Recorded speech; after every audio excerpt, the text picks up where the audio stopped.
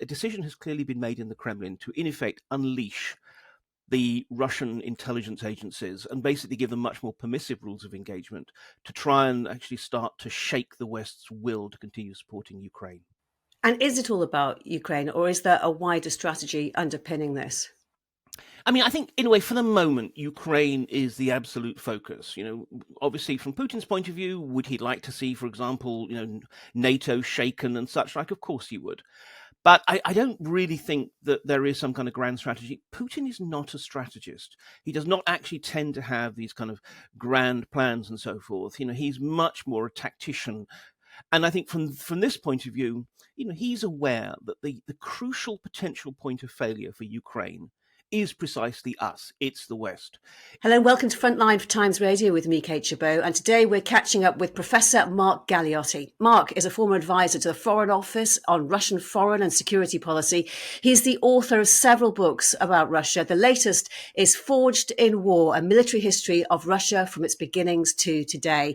And he's just released a report called Gangsters at War. Mark, welcome back. I'm going to ask you a bit about that report in a moment. But first of all, I just want to get your assessment of the Russian attacks on Ukraine, the most recent ones, overnight massive attacks on Ukraine's energy infrastructure across the country. And before that, in response to the use of ATACMS and Storm Shadows to strike inside the Russian Federation, the firing of the experimental intermediate ballistic missile on Dnipro, and this flurry of nuclear rhetoric. I mean, is this straight out of the Russian playbook and to be expected? Yes, I mean, what we're really seeing is a continuation of a three-pronged strategy. So on the one hand, they are continuing their push along the Donbass front to basically try and ensure that by the time Donald Trump becomes inaugurated as president, the front line is as inadvantageous a position as possible in case Trump actually does make good on his pledges to create a ceasefire, which would essentially freeze the front line. Then we have the second strand, which is the continuing attacks on Ukrainian critical national infrastructure. Again, basically trying to freeze the Ukrainians in winter by denying them electricity in the hope of being able to just undermine Ukrainians' will to resist. And speaking of will, then the third strand is precisely to try and deter the West from any further willingness to escalate its support for Ukraine. And so the use of this missile, the Oreshnik, in many ways was an exceedingly expensive way of just simply delivering some empty warheads over Dnipro. But nonetheless, it made that point, and it, very fact that it dominated the news cycle for a while. It did what it was meant to do, which is precisely to act as an information weapon to try and worry Westerners. And Mark, just really interested to get your assessment of the recent closure of the American and other embassies in Kiev over fears of a massive air raid. You describe it as a nerve-jangling hoax amplified by the Ukrainian authorities taking it seriously. How would that be made to be convincing to those authorities? And would there be more to the motivation than causing disruption? I mean, essentially, it's about causing disruption and proving that they have kind of wrong-footed the West. I mean, in this case, look, obviously, there is a lot of the story that we don't actually get to know precisely whether or not the Russians, for example, had managed to kind of sift information to Ukrainian intelligence sources that made it seem more likely that they were actually going to launch such an attack. But the point is, these kinds of raids, I mean, first of all, Ukrainians are constantly sort of exposed to air raid warnings and so forth. So it doesn't really affect their lives so much. But on the other hand, when you actually get Western embassies, even just for one day, closing, what it shows is that the Russians really are involved in a psychological warfare campaign. They understand that ultimately wars are won not by destroying every single one of your enemy's soldiers or anything like that, but by destroying their will to continue to resist. And what they're trying to do is essentially show that they can wrong foot both Kiev and the West and demonstrate in that respect a kind of information dominance. And more broadly, not everything is a hoax, which plays into the whole uncertainty. There have been incidents like the cutting of the underwater internet cables by a Chinese flagship, incendiary devices on cargo planes, targeted assassination plots. Is it just enough for suspicion to fall on the Kremlin and on President Putin to serve his purpose and embolden him? Well, look, clearly these are real attacks, and they have a disruptive capability, and they're part of a wider strategy that I'm calling the weaponization of inconvenience, precisely trying to kind of build up bit by bit enough irritants for the West that people begin to think, oh, it's really just not worth supporting Ukraine and such like. But the point about going back to this information element is by launching a fair number of attacks that are real attacks, so too that the Russians in some ways are hoping to be able to crawl out their way into our heads and our imaginations enough that every time anything goes wrong, I mean, for example, take this terrible crash of a DHL plane just outside Vilnius. Now, although there have been claims that, well, it seems to fit into a pattern of Russian aggression because the Russians have apparently been putting incendiary devices in other DHL loads. But nonetheless, although this may just turn out to be purely some kind of ghastly technical error, nonetheless, immediately we see the hand of Putin behind this and everything else. So again, from Putin's point of view, if he manages to create that illusion that he is the sort of James Bond villain mastermind behind everything that goes wrong, it makes him seem a lot more powerful than he really is. And at the moment, the authorities do seem to be suggesting it looks more like some kind of technical error at the moment. We'll have to see what happens on that. Russia's use of sabotage attacks is well known, but do you see that there's been an increase in the intensity of them since the full-scale invasion of Ukraine? Well, there certainly has been. I mean, obviously, from Putin's point of view, he is not just simply at war with Ukraine. He is at war with the West, and he's very open about that. He says it in his speeches and so forth. As far as he's concerned, Ukraine is just simply a weapon that the West is using against him. Obviously, he's wrong, but nonetheless, I mean, I think that's a genuine belief of his. So, of course, we have seen an escalation of these kind of covert acts, but this year it's been that much more dramatic. I mean, we've seen everything from the assassination of a defecting helicopter pilot in Spain through to arson attacks, including ones in Leighton in northeast London. We have seen the apparently an assassination plot against a senior German industrialist, the head of the Rheinmetall arms industry. All kinds of different attacks, which definitely speak to the fact that a decision has clearly been made in the Kremlin to, in effect, unleash the Russian intelligence agencies and basically give them much more permissive rules of engagement to try and actually start to shake the West's will to continue supporting Ukraine. And is it all about Ukraine, or is there a wider strategy underpinning this? I mean, I think in a way, for the moment, Ukraine is the absolute focus. Obviously, from Putin's point of view, would he like to see, for example, NATO shaken and such like? Of course he would. But I don't really think that there is some kind of grand strategy. Putin is not a strategist. He does not actually tend to have these kind of grand plans and so forth. He's much more a tactician. And I think from this point of view, he's aware that the crucial potential point of failure for Ukraine is precisely us. It's the West. If we do begin to scale down the level of financial and military support, then Kiev's going to be in a very, very tough spot indeed. So I think from his point of view, he thinks that is one of the key weak points to continue to try and stab at. And what effect do you think Donald Trump as US president will have on all of this? Well, clearly the shadow of Trump hangs over almost everything at the moment. And the honest answer is, look, we don't know. I mean, Trump says a lot of things, but we know from experience that what Trump says does not actually necessarily translate to what Trump does. I suspect that he himself doesn't truly know. But the point is the potentiality that Trump will indeed engage himself, as he has promised to do, with the war and try and bring it to an early end. It's clearly driving Russian strategy in the sense of at the moment they're trying to ensure that they're in the best position possible for both a ceasefire or any kind of negotiations. It's clearly worrying the Ukrainians because, historically, Trump and President Zelensky do not have a particularly good relationship. And also, it's clearly rattling the Europeans. But even the Europeans, in some ways, it's pulling two ways. There are some who are saying, well, therefore, we need to get much more serious. We need to be spending more money. But we've heard this for some years. It has to be said. And then there are others who, much more quietly, are thinking that in some ways, Trump is going to let them off the hook. Because if actually Trump does start to, basically throw his weight around or certainly demand that Europe pick up more of the burden of the war, well, look, there's a limit to what Europe can do. And in some ways, there are certain countries who are, frankly, in a position where they're thinking, well, look, if that situation happens, we can legitimately say there's nothing we can do to actually to make up the shortfall. So there's no point throwing good money after bad. So in fact, let's also try and sort of scale back our support.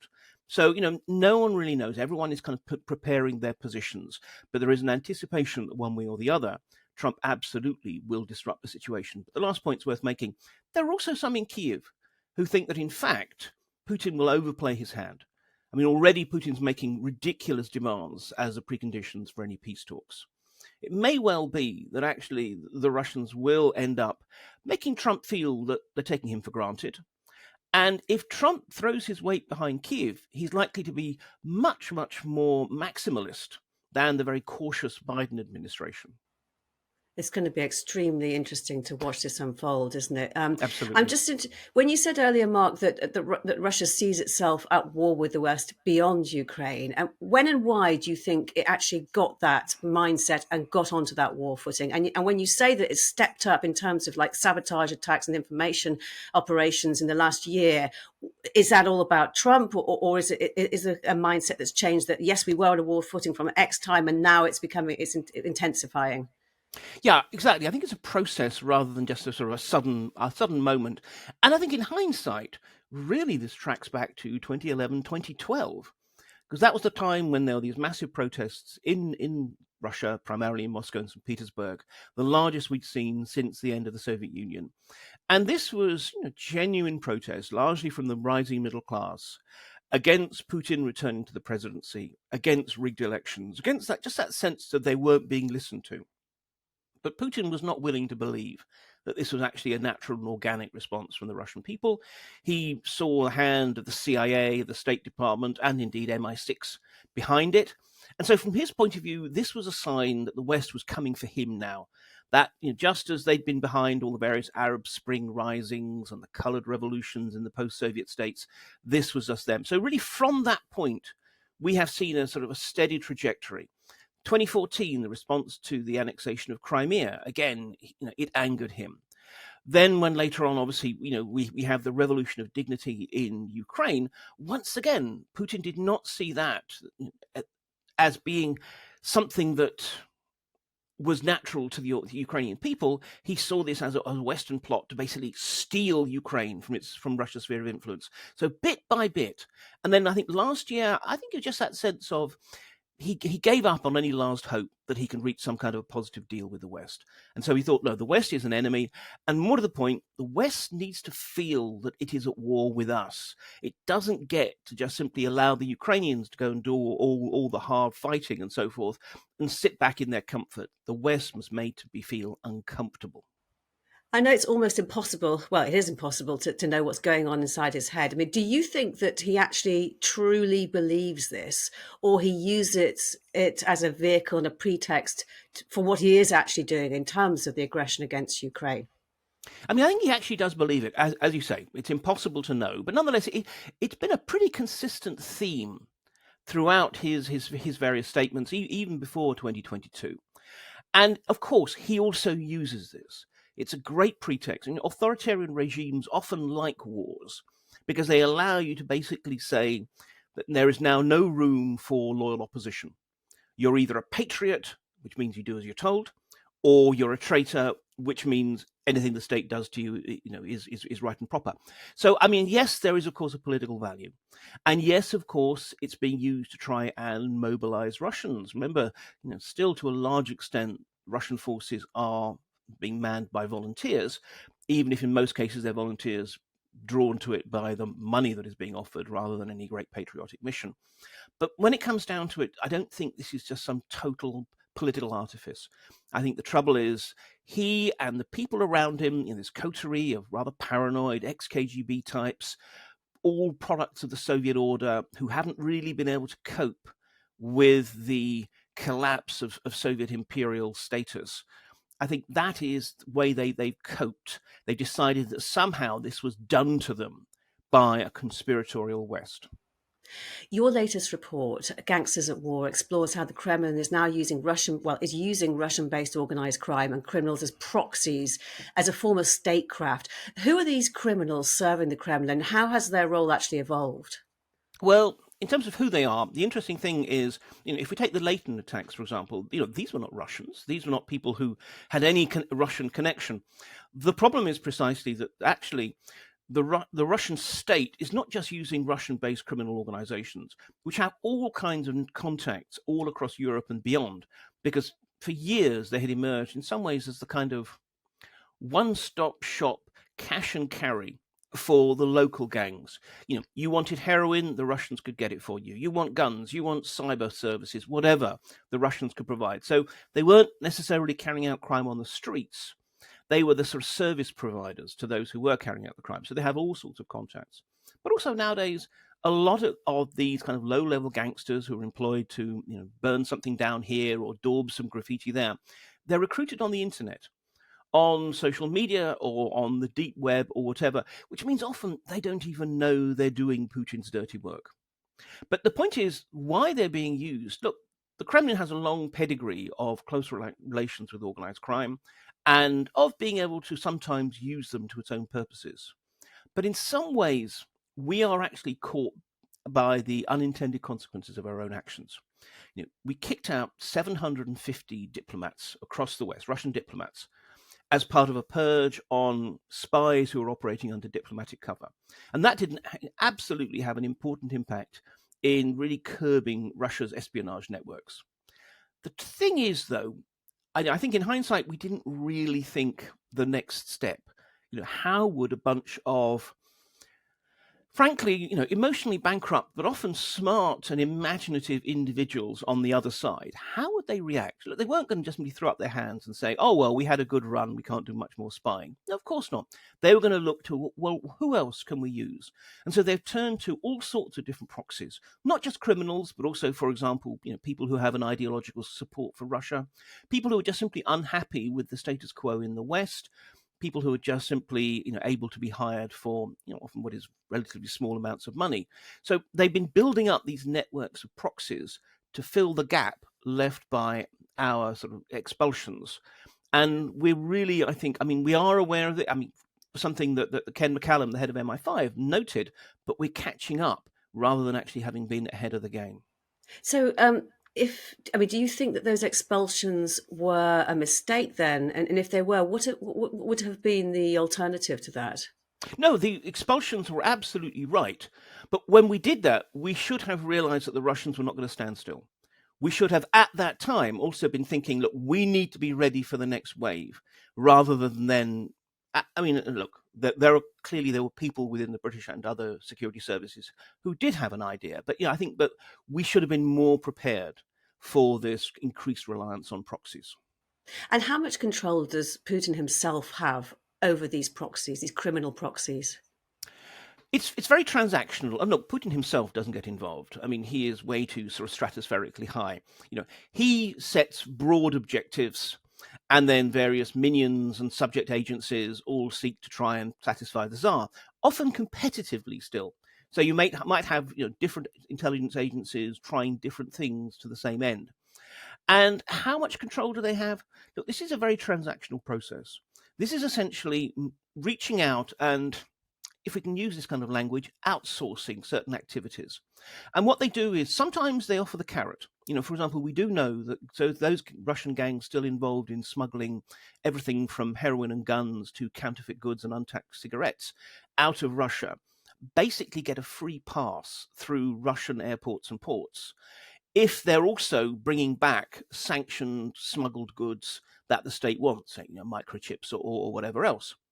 Other times, though, it's more the stick. We know what you're doing. We'd like you to do something because you're good patriotic Russians, aren't you? With the clear implication that if you don't, you're not patriots and you can expect more pressure from the state. So, it is still very much a kind of bit by bit use of criminals when they seem to have particular access. Of course, the longer this goes on, the more institutionalized these connections become. And one of the big nightmare scenarios for the future is Russia ends up a bit like North Korea. North Korea has this thing called Bureau 39, which is basically the sort of state's ministry of organized crime. And we might end up seeing the Russians become much, much more focused and institutionalized in how they use gangsters. Just really interested on that point to ask you what effect you think the deepening alliance between Pyongyang and Moscow is likely to have beyond the battlefields of Ukraine. Yeah, I mean, on the one hand, this is obviously a kind of an alliance of pariahs. Neither necessarily trusts or like the other, but basically, the North Koreans have ammunition and troops. The Russians have food and fuel and technology that the North Koreans want. Of course, the more this goes on, I think there's several impacts. One is they do learn from each other, and as I say, I think the Russians will learn lessons from Pyongyang about actually how you run transnational criminal structures, even while actually being under very, very tight sanctions in theory. Secondly, it encourages this idea of a kind of, I don't want to make it sound like an axis of anti-Westernism or whatever, because that makes it sound a lot too united. But nonetheless, we are seeing a cohering around Russia, a whole variety of countries that are unhappy with what they see as a Western-dominated status quo, and in a way are creating an alternative world order. And the final element is the big wild card is China. Now, there's no way that Pyongyang would be sending troops as well as ammunition to Russia without Beijing's approval. Because in part, Beijing's nightmare is that the North Korean system and economy collapses, and suddenly it has 50 million refugees on its border. But as this alliance becomes tighter and tighter, will Beijing bless that, or will it begin to become rather uncomfortable and actually want to try and sort of separate that? And that in turn may create new tensions between Moscow and Beijing. Interesting. I just want to ask you a little bit about the recent NATO cyber conference that was in London in Britain. It pointed to the scale of hostility demonstrated by Russia in the cyber domain, and it said it's ready to cause unprovoked attacks on critical national infrastructure using an unofficial army of cyber criminals and hacktivists. Is the West well enough defended, do you think, against this and the other threats we've talked about already? Look, no one is ever properly defended against cyber attacks any more than they can guarantee that terrorists will never be able to act or whatever. And in some ways, I appreciate the importance of a political speech, but I think Pat McFadden overemphasized the big catastrophic type attacks, like the idea that the Russians could just sort of switch off the British power grid. First of all, that's highly unlikely. And remember, they've been trying this against the Ukrainians for years and have failed. And this is one of the reasons why they're using drones and missiles to hit the Ukrainian energy infrastructure. If they could just hack it and switch it off, they wouldn't need to. But secondly, this is actually the kind of thing which is precisely an Article 5 NATO issue. It would count as the equivalent of a sort of massive physical attack. So there would be NATO consequences. But finally, it, I think, mistakenly focuses the attention on the big picture. Of course, it's really important to support critical national infrastructure. I'm not saying for that for a moment. But in fact, if we look at where the Russian instigated attacks are taking place, it's a lot of small attacks. It's a death of 1,000 cuts. It's ransomware incidents against, as we saw, for example, against an NHS provider in London earlier this year. It's smaller scale phishing and sabotage attacks. Again, what the Russians are trying to do is create a huge array of small scale incidents, none of which reach that Article 5 threshold, but which together begin to actually disrupt life in the West and begin to make, they hope, some Westerners begin to think supporting Ukraine is not worth it. So, can we do a hell of a lot more? Absolutely. But must we accept that there's always going to be all kinds of cyber attacks that get through? Not least just because some people will not change their password, or what there's going to be always human stupidities that the hackers will exploit. Of course. At one point, the war in Ukraine will end. What do you think the direction of travel will be in terms of this sabotage attacks, the disinformation that you've seen coming from the Kremlin? How do you think it will change once that war is over and once the fighting stops? Well, I mean, God knows when, alas, that will happen. But no, I mean, I think that we probably will see it stepping back to where it was before, in the sense of, look, we will continue to be in a hostile relationship with Russia so long as Putin is in the Kremlin. Because as I say, as far as he's concerned, he's at war with us. It's a different type of war. It's not a shooting war.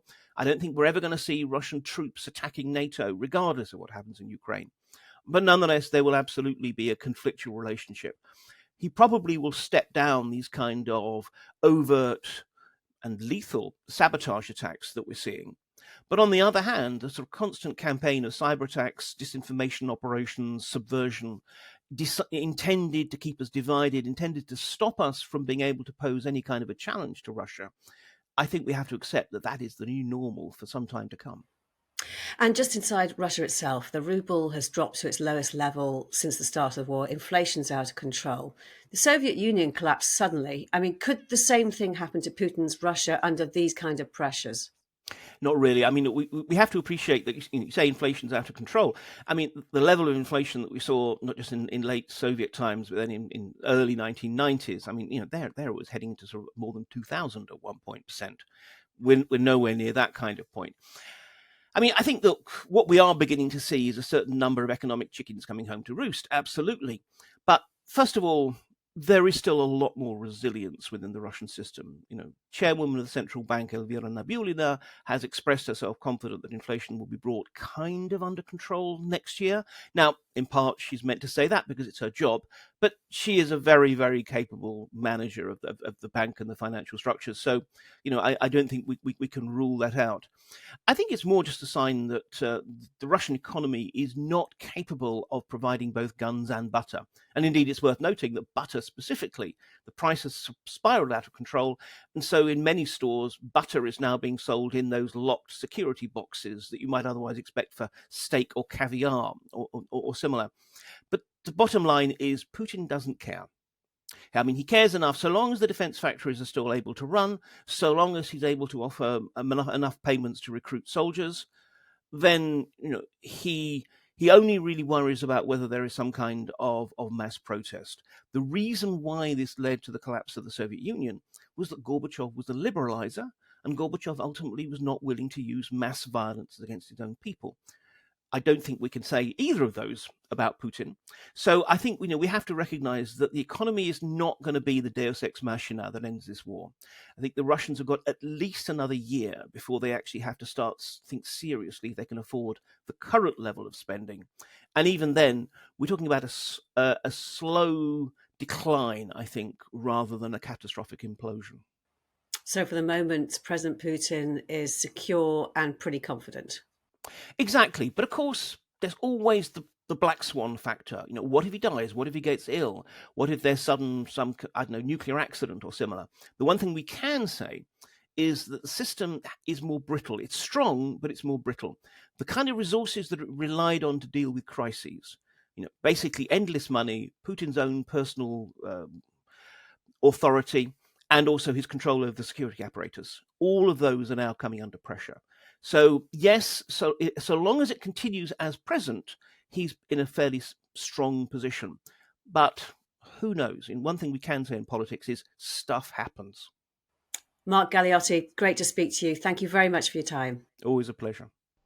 You've been watching Frontline for Times Radio with me, Kate Gerbeau. If you'd like to be the first to get exclusive content, you can sign up for membership with the link below. You can also listen to Times Radio for the latest news or read it on thetimes.com. My thanks to our producer today, Louis Sykes, and to you for watching. Bye for now.